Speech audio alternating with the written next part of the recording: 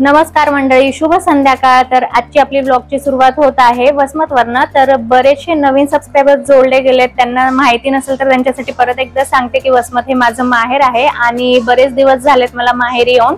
तर मम्मीकडे जाणार आहे, तर कुलदैवतला आरती आहे, तर आज रात्रीच आम्ही निघूया, उद्या सकाळी तिकडे पोहोचू। तर तिकडे गेल्यानंतर तिखट जेवण बनणार आहे, म्हणजेच नॉन व्हेज असणार आहे आणि व्हेज पण असणार आहे। कसं तर प्रत्येकाकडे वेगळ्या वेगळ्या पद्धती असतात, कोणाकडे कुलदैवतला गोड नैवेद्य असतो, तर कोणाकडे तिखटाचा असतो। तर तुम्हाला पण सगळं बघायला भेटेलच तिकडे कसं आहे काय आहे। ब्लॉग कंटिन्यू बघत राहा, आवडल्यास लाईक करा, शेअर करा आणि चॅनलवर नवीन असतील तर सबस्क्राईब करा। आता आत्या आणि मम्मी मिळून इथे मस्त उद्याची सगळी तयारी करत आहेत। बॉक्स मध्ये सगळं सामान वगैरे भरणं चालू आहे। तसं तर सकाळपासूनच सगळेजण कामाला लागलेत, पण आता रात्री निघायची आहे तर खूप घाई चालू आहे सगळ्यांची। इकडे गेल्यानंतर सगळं जेवण बनवायचं आहे, तर त्यामुळे सगळे भांडे ताट वगैरे सगळं आम्ही घरूनच घेऊन जाणार आहोत आणि घेऊन जाताना काही विसरायला नको यासाठी सगळं आठवणीने इथे भरत आहोत।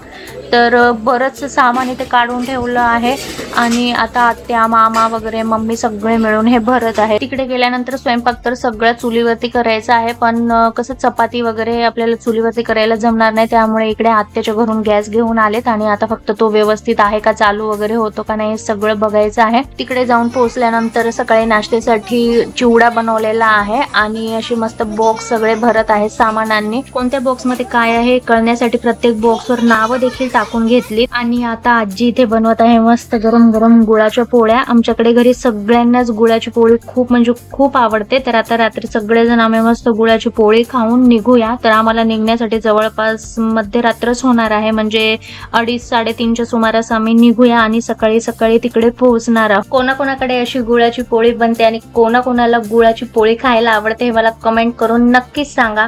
चला तर आता आम्ही पोळी खाऊन घेऊया। तर आता वाजलेले आहेत सकाळचे 3:30 आणि बाहेर सगळा काळोख पसरलेला आहे, शुकशुकाट आहे सगळीकडे आणि आमच्या इथे गाडीमध्ये सामान भरण्याचं चालू आहे। तर आम्ही सगळेजण 40च्या जवळपास होतो जे आता निघणार आहोत। तर आता ह्या टाइमला सकाळी 3:30च्या दरम्यान 2 क्रुझर निघणार आहेत आणि सकाळी सकाळी एक कार येणार आहे, त्याच्यामध्ये हे पण असेल आणि कुणाल असेल, बाकीचे पप्पांचे फ्रेंड्स वगैरे आहेत त्यामध्ये।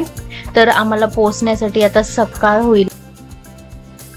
सकाळी सकाळी 5:30ला मस्त असं उजाडलं होतं आणि खूप दिवसांनी अशी नदी वगैरे बघितली, गावाकडचं मस्त वातावरण बघितलं, गाई वासरं त्यांच्याशी मस्त रस्त्याने जाताना बघून असं मन तर प्रसन्न झालं होतं। फायनली सकाळी सकाळी 6:45ला आम्ही सगळेजण इकडे वरती गडावर येऊन पोहोचलोय। हे एकदम उंच असं टेकडीवरती आहे आणि जसं आम्ही वरती आलो तेव्हापासून आम्हाला खूप म्हणजे असे मोरांचे आवाज ऐकायला मिळाले। इथे खूप मोठ्या प्रमाणामध्ये मोर बघायला मिळतात, येताना सुद्धा आम्ही बरेचसे बघितले। चला तर आता मस्त तयारी वगैरे करू आणि कामाला सुरुवात करूया। हा जो डोंगर तुम्ही आता बघत आहात, तर ह्या डोंगरावरतीच देवीचं मंदिर आहे, दगड आहेत आणि त्या दगडांच्या मध्ये देवी आहे आणि इथे जो एक असं झेंडा दिसत आहे तर तो सुद्धा म्हणजे देवीच्या मंदिराच्या इथे लावलेला आहे। तर इकडे जाण्यासाठी आता यावेळेस 2 पाऊल वाटा आहेत, ते तर तुम्हाला पुढे बघायला मिळेलच। सकाळी सकाळी मस्त आवरून 8च्या जवळपास आम्ही सगळेजण लागलोत कामाला। आत्याने इथे पीठ भिजवण्यासाठी घेतलेलं आहे आणि मम्मी करत आहे इथे चहा सगळ्यांसाठी आणि मस्त इथे पुरणोळीची देखील तयारी होत आहे आणि माझ्या आजीची बहीण आहे, या दोघी जणी मिळून आरतीची तयारी करत आहेत, म्हणजे आरत्या मुटकुळे फळं हे सगळं जण ह्या दोघी जणी मिळून बनवत आहेत मस्त। आणि मी इथे सगळ्यांना नाश्त्यासाठी जे कुरमुरे आणले होते ते देत आहे।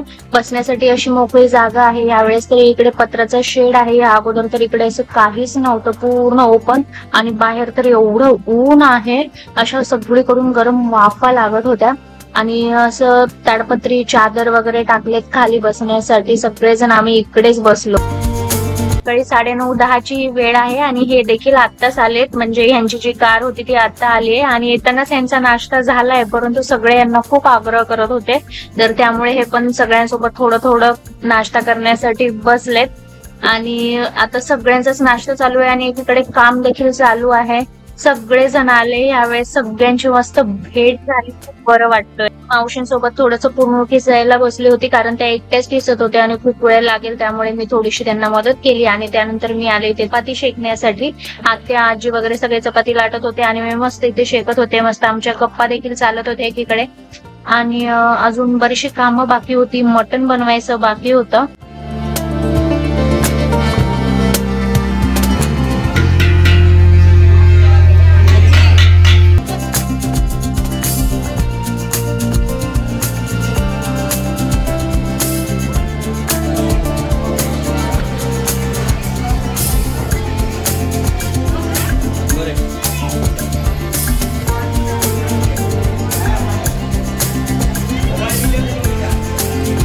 आरतीचं ताट तयार करत आहे. तर आमच्याकडे म्हणजे मम्मीकडे हे असं आरतीचं ताट तयार केलं जातं सगळं.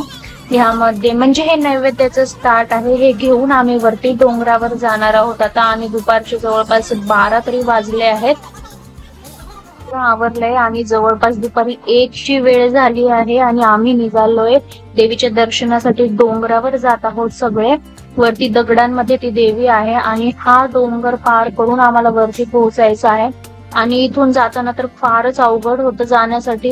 म्हणजे दिसायला जरी हे असं म्हणजे टेकडी कमी दिसत असेल तरी प्रत्यक्ष तिथे खूप उंच होतं चढण्यासाठी. तर तुम्ही इथे बघतच आहेत आता की एक एक जण कसे वरती चढत आहेत. मामा वगैरे कुणाल निखिल असे सगळ्यांना हात देऊन वरती चढवत आहेत. खूप अवघड होतं आम्हाला तर हे चढण्यासाठी.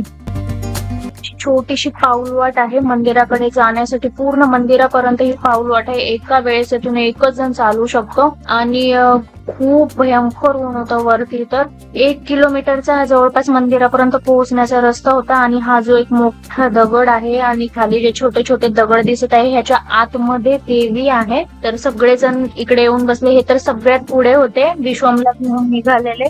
सगळेजण आम्ही वरती येऊन इथे बसलोय दगडांच्या आतमध्ये. आणि आता इथे आरतीची तयारी चालू आहे. दिवे वगैरे सगळे पेटवलेत आणि सगळेजण अगोदर पाया पडून घेत आहेत.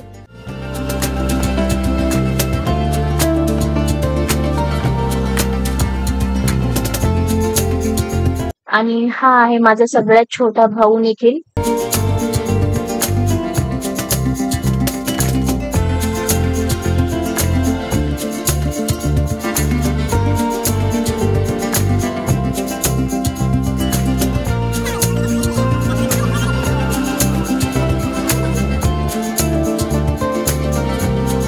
आंबेचा भेदा भेद कैसाला कंटाळा. विजयाचा धंदा मनमायेचा लोलो लागला. प्रपंच हा कोटा मृपानी गोरे लोलो लागला. पंचभूताचा अधिकार केल्याने त्यांनी देखला. अवघा तो विसरलाही सुख देहाला पाय परमात्मा.